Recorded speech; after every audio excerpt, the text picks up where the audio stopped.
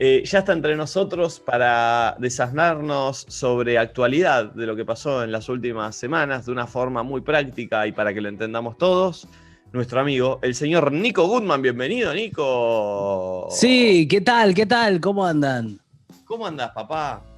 Bien, bien, muy bien. Recién bañado y como que estoy haciendo muchas duchas de agua fría para intentar mantener la temperatura corporal. ¿Ustedes cómo andan? Porque hace Igual. mucho calor, ¿no? Yo estoy tipo en otro lado hace un montón y me olvidé del calor. Hace mucho calor.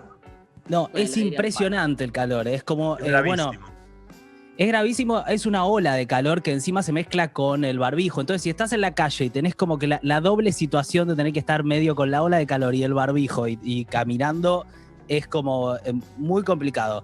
En eso estamos. Pero no es un poco exagerado, tipo, todos los años sucede o es más que otros años. No, ¿entiendes? es otro, no es lo mismo que otros años. Ayer hacía 37 grados. No sé. De hecho, acá en mi casa tengo puesto el aire y tengo calor. Nunca te pasa eso. Por lo general pones el aire y te cae de frío. ¿Podemos hacer un día la ir a la calle y poner un huevo a ver qué pasa? Yo lo hice eso. Se cocina. ¿De cocina? No, mentira, Nico, mentira, no exageres. Sí, Mentira. se cocina. Hay que esperar al momento en donde el sol, después de que pegó muy fuerte, o sea, eso de las 2, 3 de la tarde, vos pones el huevo y se hace. Nosotros no lo comimos, pero lo sacamos frito. O sea, tirás un poquito de aceite a la serio? ¿Puedes calle. estar en la plancha y sin aceite? Para mí que estoy a dieta. Pero no se come. Podés nada. ponerlo a la plancha. Perfecto. Bien, Sí, bien. sí. Sí, es como una hornalla. Bueno, muchas cosas. ¿Ustedes están Nico, bien? quiero decirte algo. Sos mi columnista favorito. No, Ay, Nati. está bien que lo Yo digas, le pero. dije eso a Nico Apple, Muchas se lo gracias. dije a Iti, se lo No dices se a lo todos. dije a Se nadie más. ¿Se lo No. dijiste a otra gente? No se lo dije a nadie más. Y Se siempre lo dicen, dijo a "Bueno, todos en todos los programas. mentira, Es como mentira". algo, Siempre- como algo de la semana pasada que arrancó así. Cada columnista, pum, le dice que es su Cállate, favorito. No Florencia. entiendo, me quiere hacer quedar siempre mal. le dicen, oye, Nico No Goodman. sé. Y yo digo, vamos, porque aprendo, boludo, ¿entendés? Ok, te lo agradezco. Y un saludo para los otros columnistas. Hoy hay Bien. mucho para hablar porque hay mucha noticia. Estaba viendo una encuesta que hizo Ipsos, que es una consultora en 27 países, y Argentina es uno de los pocos países en donde la pandemia no está número uno como preocupación. ¿En O sea, serio?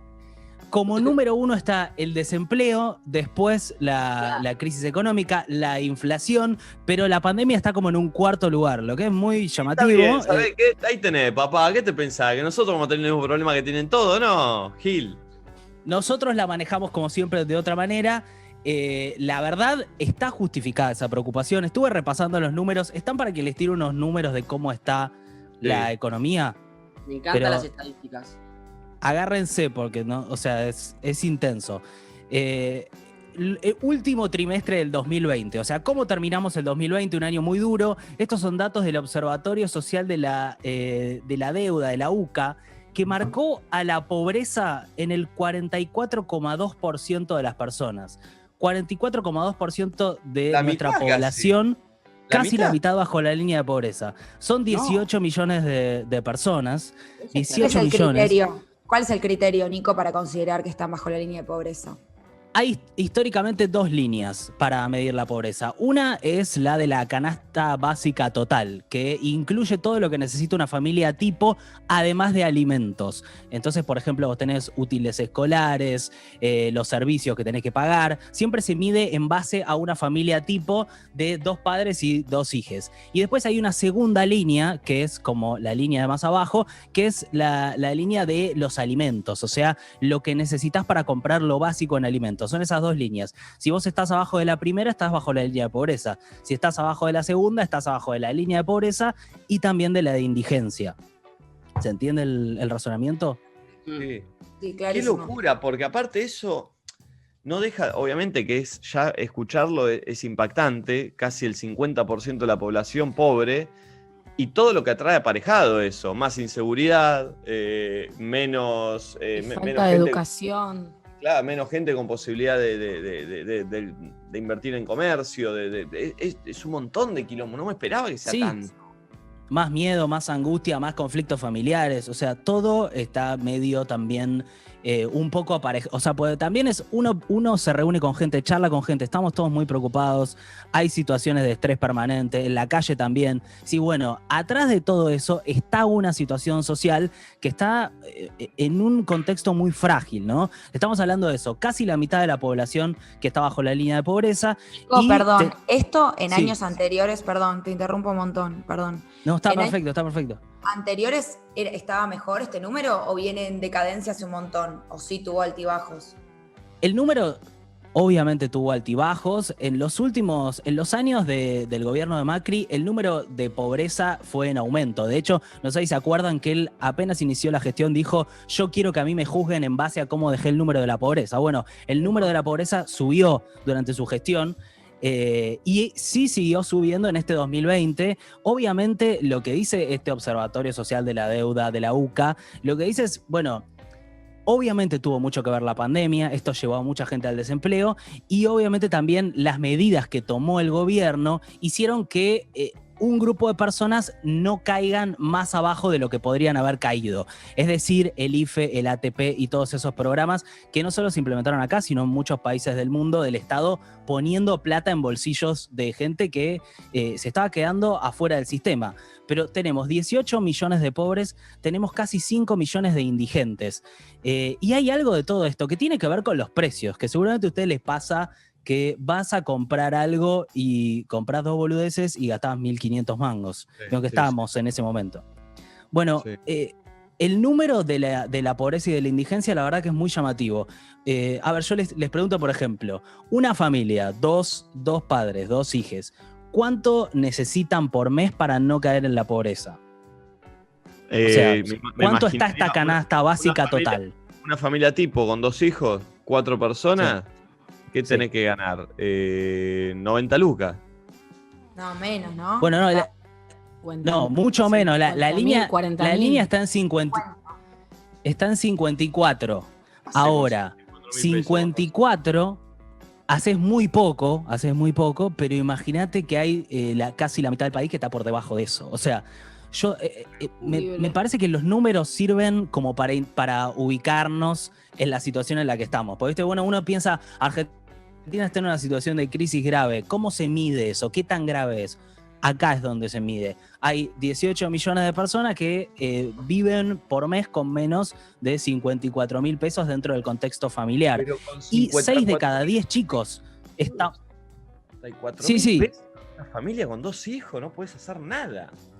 No puedes hacer nada, o sea, podés cubrir necesidades muy básicas y todavía hay 5 millones de personas que están por debajo de eso, debajo de la línea de indigencia. La línea de indigencia hoy está en 22.000 pesos. O sea, hay 5 millones de personas que viven con menos de 22.000 pesos como ingreso familiar, estamos hablando. Y de esto hay 6 de 10 chicos que están en una situación de pobreza. Por eso la situación es tan grave, digamos. O sea, uno puede... desde una situación de privilegio como la que estamos nosotros, tener distintas situaciones de necesidad y dificultades, pero la verdad que cuando te encontrás con los números, la verdad que es realmente muy grave y por eso las discusiones que se dan tienen que ver con estos números. O sea, lo que tiene que solucionar la política es esto, digamos. Obviamente que para eso el país tiene que funcionar, es lo que uno siempre Uno siempre dice, bueno, claro, pero ¿cómo haces? Pues pones parches, como la medida que se anunció hoy. Vieron que hay cortes de carne que van a estar dentro de precios cuidados, porque una de las cosas que más subieron fue la carne y también la fruta y la verdura. Entonces ahora el gobierno está intentando sí hacer algún tipo de medida que sea como esto, como contención, pero no termina de ser un arreglo un poco más macro de la situación. Pues, es eso, tiene que funcionar. Pregunta, a ver si lo... Economía. Si lo sabes. Sí. Está un poco trabada la imagen. Igual se te escucha bien, pero la imagen está trabada. ¿Alguna vez estuvimos peor que esto? Bueno, sí, en el 2001 estuvimos peor. Eso es evidente. Esa fue la última gran crisis argentina, después hubo otras. Pero, o sea, si la pregunta es si salimos de lugares peores, la respuesta es sí.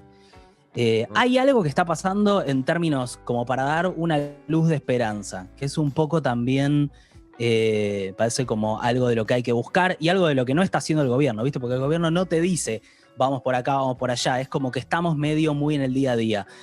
Estamos en un contexto muy similar al que nos ayudó a salir de la crisis esa del 2001. O sea, la soja está en los precios máximos, está en $500 más o menos la tonelada de soja. El maíz está en precios máximos y la tasa de interés en el mundo está muy baja. ¿Esto por qué es importante para Argentina? Yo me estoy metiendo en cosas muy técnicas. ¿Pero por qué? O sea, si vos tenés una tasa de interés alta, ¿qué haces? Poner la plata en el banco porque te da con plazo fijo, te da intereses. En cambio, si vos tenés una tasa de interés baja, no la pones en el banco, la pones a producir. Te pones un kiosco, te pones una verdulería, invertís en cosas productivas. El contexto daría a entender que hay una luz de oportunidad para Argentina en todo eso. Vieron que pasa mucho en la historia que se habla de momentos cíclicos. Bueno, hay economistas que dicen ¿hay alguna chance de que ese contexto nos ayude a salir? Pero la verdad es como depende como siempre mucho de nosotros, que es la buena y la mala noticia. Sí. Che, No me extraña esto que decís de que acá la prioridad uno no es la pandemia o el coronavirus con todos estos datos que tirás, claramente. Claro. Cuando uno ve encuestas así, dice, bueno, claro, está bien. Claro. Evidentemente, estamos en ese contexto en donde además hay mucha incertidumbre de cara al futuro. Vieron que hay como dos teorías de por qué hay inflación. Una que es la teoría monetarista, que es hay inflación porque se imprimen muchos billetes, que es una teoría en la que yo no creo, porque es una teoría como muy cuadrada. Y después hay una teoría que piensa en distintos factores. Bueno, uno de esos factores que tienen que ver con la economía argentina es ¿qué pensamos que va a pasar con la economía? ¿Qué piensa un verdulero que va a pasar con la economía? ¿Piensa que la semana que viene qué hace con el zucchini? ¿Lo tiene que aumentar o no?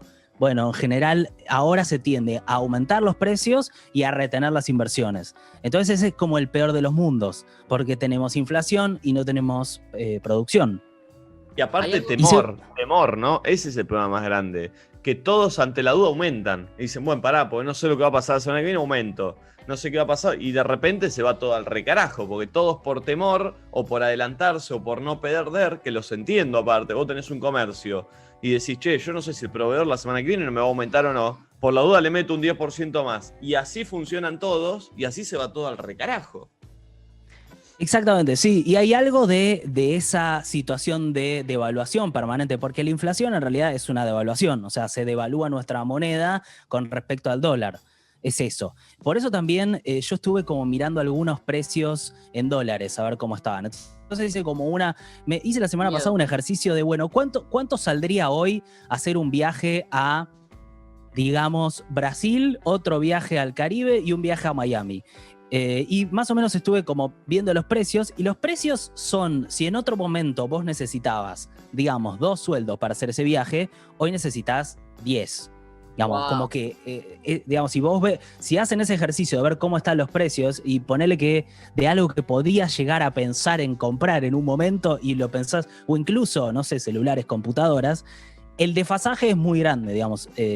Ahora, esto también presenta una oportunidad para Argentina, que es Argentina está muy barato y somos, ¿cómo decirlo de manera? Somos muy capos, o sea, tenemos una mano de obra muy calificada, o sea, somos muy creativos, digamos, somos muy formados, sabemos resolver problemas complejos porque siempre tuvimos problemas complejos y es un momento donde estamos baratos para cualquiera. Nos pareciera ser como que ahí es donde están todas esas posibilidades para Argentina. ¿Es bueno? Bueno, tiene su parte buena y su parte mala. O sea, bueno para si vivís afuera. no, bueno, sí, imagínate que vos sos Nacho Elizalde, dueño multimillonario de una productora de cine de Hollywood. Entonces decís, bueno, ¿dónde puedo grabar mi película Secreto en la Montaña? ¿Qué país tiene montañas y es barato? Bueno, entonces vas a decir, che, Argentina parece como que es un gran momento, tiene unos técnicos de cine espectaculares. Tiene directores, tiene actores, tiene todo, tiene los mejores, tiene como paisajes para grabar. Con dólares hago un desastre. Voy con dólares, hago un desastre. Esa Igual sería la lógica para todo. Justamente filmar en Argentina, igual, viste, por todo el tema sindical y todo eso, la gente se va a Uruguay, se va a Chile. Como que Ay, ahí el hay actor, otro- el actor quería contar su data de actor porque nosotros, en el gremio de los actores. No, pero pasa eso, las publicidades acá, o sea, es otro tema para charlar, pero los sindicatos del SICA, de actores y demás, te cobran mucho, entonces hay publicidades que se van a firmar a Uruguay, bueno, ahora con pandemia no, pero a Uruguay y a Chile, ¿viste? Como que al final en un momento termina siendo más barato, pero es otra charla, me parece. Sí, pero lo que pasa ahí pasa en muchas industrias, que es ¿por qué no se puede aprovechar las ventajas comparativas que tiene Argentina? Bueno, así como está cada tema interno, como vos lo planteas dentro de la publicidad del cine, que sí existe, digo, también hay otros. Y hay un tema más general, que es que si yo tengo dólares y soy Nacho, soy un multimillonario y quiero poner mis dólares, y seguro me los van a tomar a 80 y no me los van a tomar a 150 como debería. Entonces mi inversión no rinde tanto como parecía que rendía. Entonces estamos viviendo dos realidades. La peor para nosotros, porque el dólar está lejísimos y no termina de ser costo eficiente para alguien que invierte afuera. Ahora, ¿el gobierno qué diría? Si yo devalúo a 150, los precios se me van al carajo y mucha gente se me va a quedar todavía más dentro de la línea de pobreza e indigencia, ¿no? Como que Nico, están esas tensiones. en algún momento va a bajar el dólar, porque yo desde hace un montón de años que solo lo veo subir, que siempre nos pareció que estaba re caro, digo, cuando estaba a 20, era tipo, uy, a 20, yo me acuerdo que viajé y decía, jaja, XD, no hago las cuentas, jaja, ahora siento que es mucho peor, pero capaz pienso que es la sensación, que en ese momento también era un montón que estuviera a 20 pesos el dólar, digo, en algún momento va a bajar, y es verdad que ahora está demasiado caro, posta, más que nunca. Hace como una semana que se está manteniendo en el mismo precio y capaz es muy ignorante la pregunta, pero quería preguntarlo ¿por qué? ¿Entendés? ¿Por qué? Y cómo, bueno, no hay manera igual de saber qué va a pasar después, pero... Que el dólar esté estable es fruto de una política exitosa del gobierno. O sea, el gobierno lo que necesita es que haya calma en el mundo dólar. Porque lo que pasa en Argentina históricamente es, el dólar se mueve y nosotros nos movemos atrás del dólar. Y ahí es donde aparecen nuestras crisis, nuestras dudas y todo lo que pasa. Ahora, ¿el dólar alguna vez puede bajar? ¿Cómo es esa tendencia?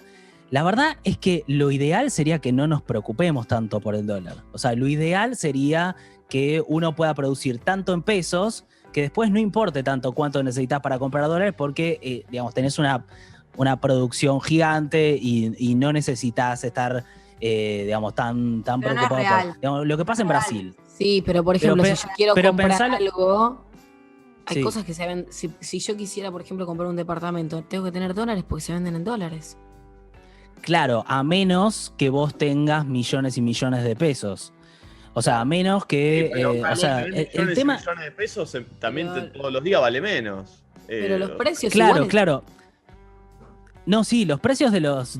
A ver, es una ridiculez que los precios de los departamentos estén en... Yo ayer también hacía como el cálculo... Estoy haciendo 2 cálculos así todos los días. Perdón, es como muy aburrido. Pero dije, bueno, ¿cómo comprar un monoambiente? Entonces dije, bueno, más o menos está un monoambiente, lo puedes conseguir en alrededor de $100.000. Ponele, una cosa así. Ponele que esté más, ponele, depende de la zona, obvio, capital. Pero ponele, yo les hago $100.000 por 150, tenés 15 millones de pesos. Te vale hoy un monoambiente. 15 millones de pesos. Supongamos que un sueldo hoy promedio está más o menos en 50.000. Vos tenés 50.000, necesitas 300 sueldos. O sea, necesitas esto dividido 12. Y esto sin supongamos comer, que no estás, sin gastar que no en estás nada. usando tu sueldo para comer. Necesitas 25 años para comprarte el monoambiente y poner... Y aparte... Vas a adelgazar un montón esos 25 años. Pero cuando pasen esos 25 años, vos ya tenés una familia, quizás, y en un monoambiente no entrás. También está eso. Y aumentó. Claro, por eso como que la situación está tan compleja y uno siente como que es todo tan difícil, porque la verdad es que es todo difícil. Acceder a una propiedad es difícil, pensar en planificar una vacación es difícil. Yo ahí flasheo la gente poca que tiene tanta plata, porque las propiedades existen y son de alguien. O sea, así de cara como son, que para una persona normal es imposible tener una. Imagínate, no sé si la cantidad de gente, porque para mí no son tantos, pero esa gente que tiene tantísima plata, porque, o sea, alguien es dueño de cada departamento y cada casa que nosotros vemos por la calle. Bueno, es una tendencia mundial que también en la pandemia se vio más clara, que es que el 1% del 1% más rico, o sea, si vos haces como la línea más finita de los más ricos de todos, se súper enriquecieron durante la pandemia. Wow. O sea, no es que perdieron. También, la crisis es oportunidad para mucha gente, para los que tienen la guita en el bolsillo, sobre todo. Sí, me parece que hay algo, digamos, cuando yo leía a los economistas que estudiaban por qué los multimillonarios se enriquecieron durante la pandemia, decían, bueno, hay una inercia del sistema que hace que haya cada vez más concentración. Y es algo que no tiene que ver con pensarlo, no tiene que ver con ser comunista, tiene que ver con que el sistema, como nos lo vendieron de competencia, así es como que no funciona, porque bueno, no, es difícil competir contra esos gigantes, cada vez son menos y cada vez tienen más.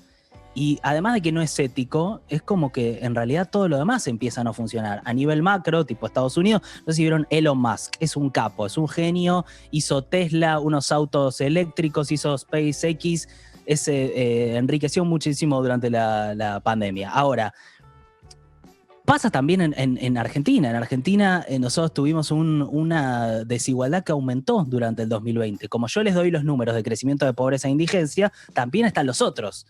Entonces ahí es donde vos decís, bueno, el sistema por algo no está funcionando. Por algo en Estados Unidos hay tipos que jóvenes como nosotros, que bancan a Bernie Sanders, que les dice vamos a tener que adoptar medidas más socialistas, o sea, en el sentido de educación pública, salud pública, intentar que haya más pequeños comercios, ¿no?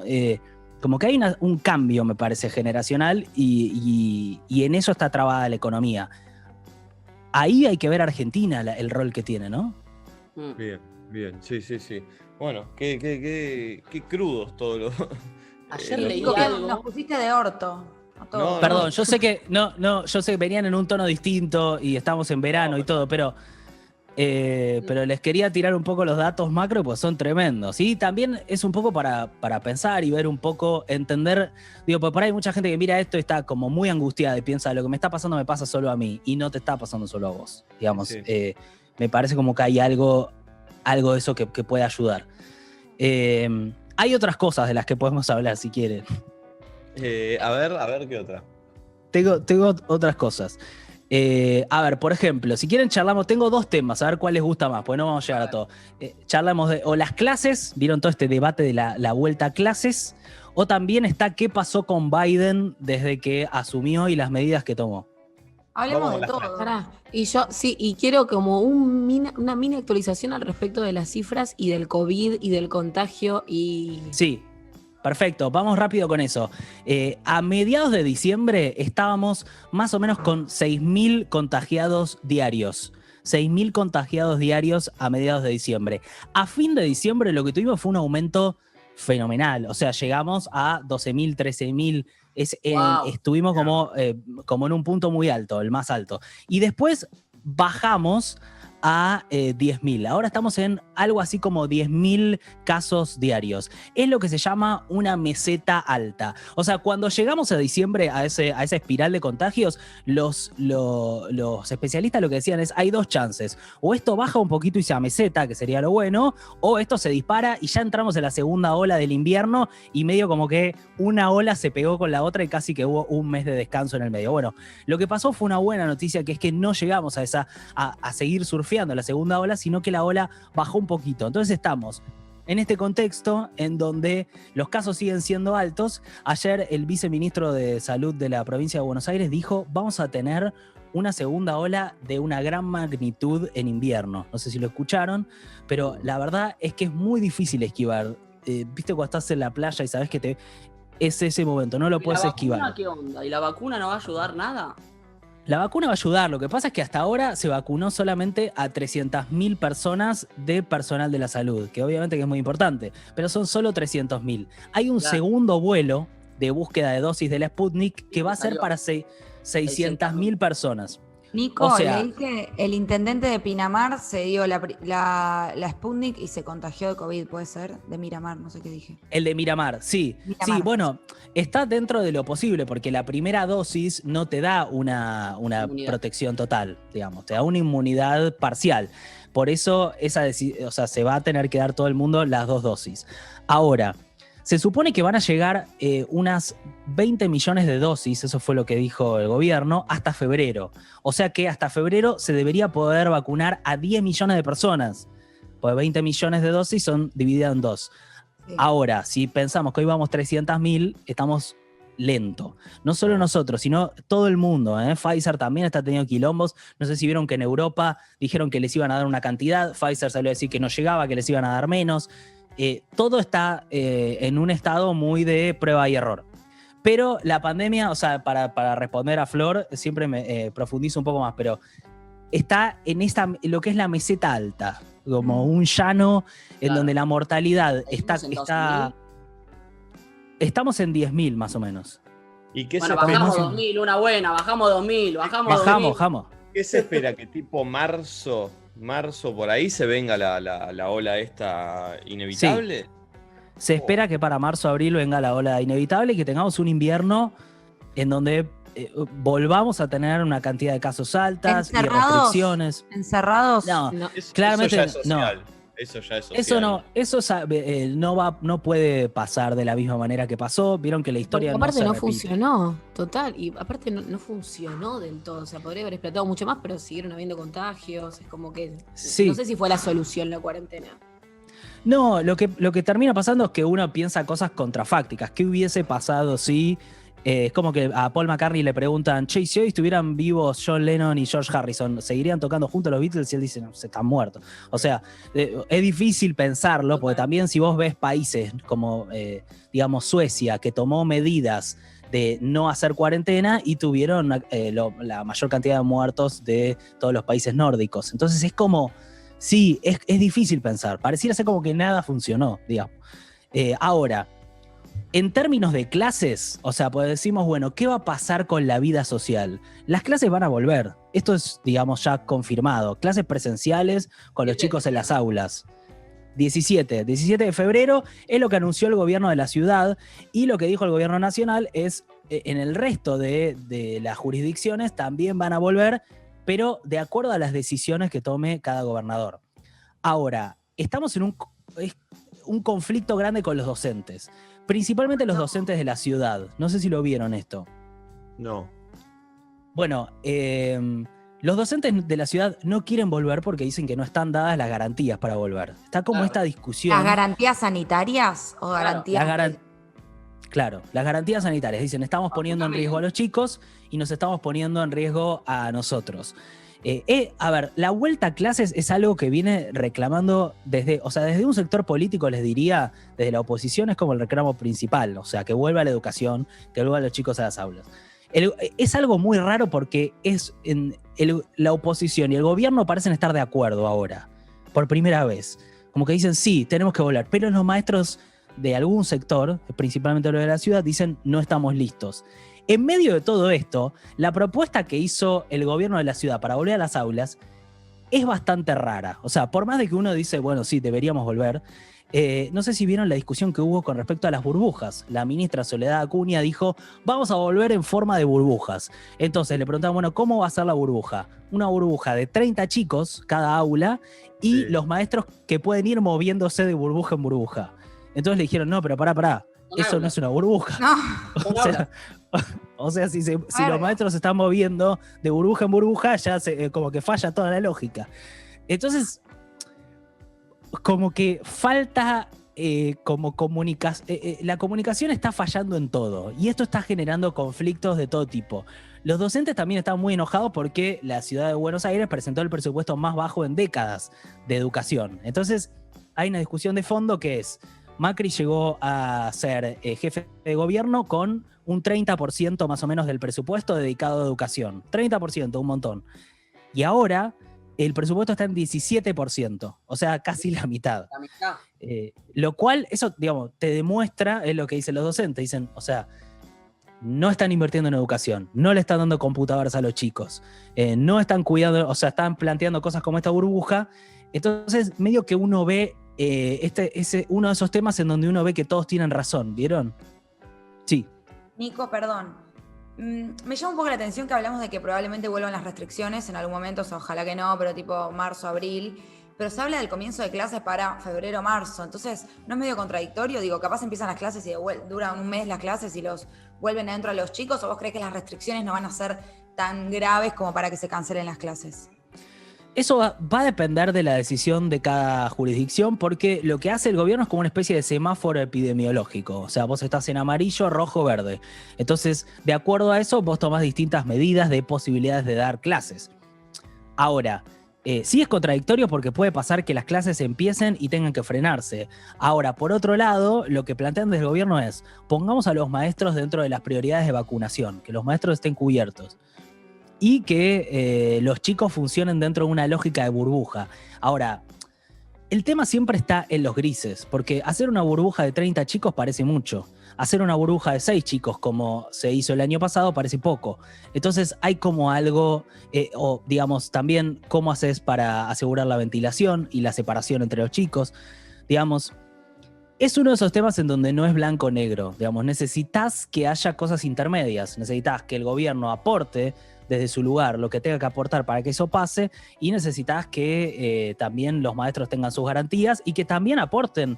Digamos, los maestros se matan laburando, ¿no? Digamos, es como ridículo pedirles, pero entender que bueno, es una situación excepcional y también no se vuelve con todas las garantías. Digamos, hay algo que está en juego atrás de todo esto, que es el valor de la educación de chicos, que por ejemplo, yo escuchaba chicos que tenían que aprender a leer y no aprendió a leer el año pasado. Entonces, como que retrasaron un año. Claro, ¿viste? No, obvio.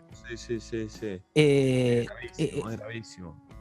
Es gravísimo, es gravísimo. Por eso, de los 6 años de primer grado, que es la edad donde aprendés a leer, a escribir todo, y lo aprendés porque por más que sea en tu casa, o los padres no tienen tiempo, o no tienen la forma, o no tienen la paciencia. No es fácil enseñarle a leer a un pibe, ¿viste? Si no sos docente, No. si no estás preparado. No es joda. No, para nada. Bueno, ese es el tema clase, le diría que es como, esa es la discusión. Y si quiere les tiro como los títulos de lo que está pasando con Biden. ¿Llegaron a ver la asunción de Biden, el final de Trump? Un poquito, muy poquito. ¿Qué onda? ¿Les interesa poco? Tengo como esta duda. Yo vi con una Estados Unidos. noticia que decía Biden desayunó en un restaurante argentino el primer día de su... Una argentina, ¿no? ¿Verdad? Una cordobesa. Hijo de puta. Es verdad, se fue a comer un bagel. Es una argentina de Córdoba que se hizo local de bagels y la rompió, básicamente. ¿Ya?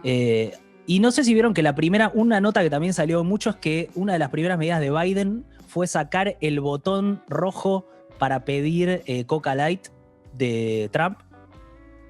¿Cómo que Trump tenía un botón rojo para pedir Coca Light? No lo puedo creer. No, esto es una de las cosas que quedaron como perdidas dentro de la transición, pero que es muy llamativa. Él tenía como un botón rojo. Nacho, si fuera presidente. Sí, yo Un quiero botón. que Totalmente. Para la botón. coquita. Una de las pocas medidas que uno podría defender, ¿no? De Trump. Pero era como una especie de coso así de botón de película, en donde el tipo apretaba y le traían una Coca Light con hielo. No. Si Nacho fuera presidente, tendría un botón con coquita con hielo y otro botón para que la tortilla sea babé. No, sí, ¿Babé así. o normal? Tac, Babé. tac. En caso de emergencia, apretar los botones. Y sería una gran medida. Bueno, lo sacó este botón Biden, pero además hizo un montón de medidas. Veo que llegó y tenía como una especie de pila de cosas que firmaba, como de distintos decretos, y hizo todo junto. A ver, se los tiro. Volvió a la OMS, a la Organización Mundial de la Salud. Volvió a los acuerdos de París por el cambio climático. Revocó la prohibición de vuelos de países musulmanes. ¿Vieron? Los musulmanes de muchos países no podían ir a Estados Unidos. Terminó con la construcción del muro. Revocó la medida que prohibía a las personas trans en Fuerzas Armadas. Porque Trump La construcción no es que terminó de construir, No, sino terminó con el proyecto. terminó con el proyecto. O sea, por donde estaba no va a continuar más y hay zonas en donde se va a derribar, digamos. Revocó esa medida que prohibía a las personas trans en las Fuerzas Armadas, que fue una medida muy rara que tomó Trump, que dijo, personas trans no pueden representar al país en las Fuerzas Armadas. rarísimo. Después hizo algo también que en Estados Unidos fue rarísimo, pero que la verdad es lo más normal, dijo, usen barbijo. O sea, sacó una medida para que la gente use barbijo en todo el país. Y estaban como sorprendidos, tipo, bueno, qué decisión. O sea, nos dice que usemos estaba barbijo. esperando con el barbijo en la mano a que el presidente lo diga para poder usarlo, como, ahora sí. Fue como Es que que puso también- un manto de Cordura. de cordura, ¿no? Sí, bueno, Claro, fue como, estamos como una especie de exaltación de la normalidad, ¿vieron? Estamos como, ya lo normal es un valor, parece.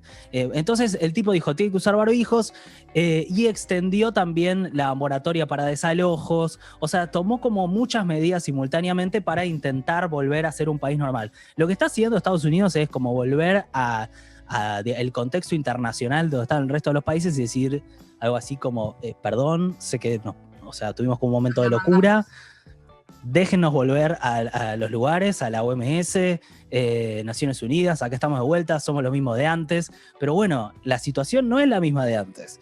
Hay como un mundo que cambió, hay una China que está muy fuerte, hay una Europa que está muy fuerte, entonces me parece que hay que ver con qué se encuentra Biden. No es un presidente que ilusiona mucho, salvo por esto de volver de cordura. Sí, como volver a algo más normal. El Sí. sentido común. Che, Nico, Sí, total.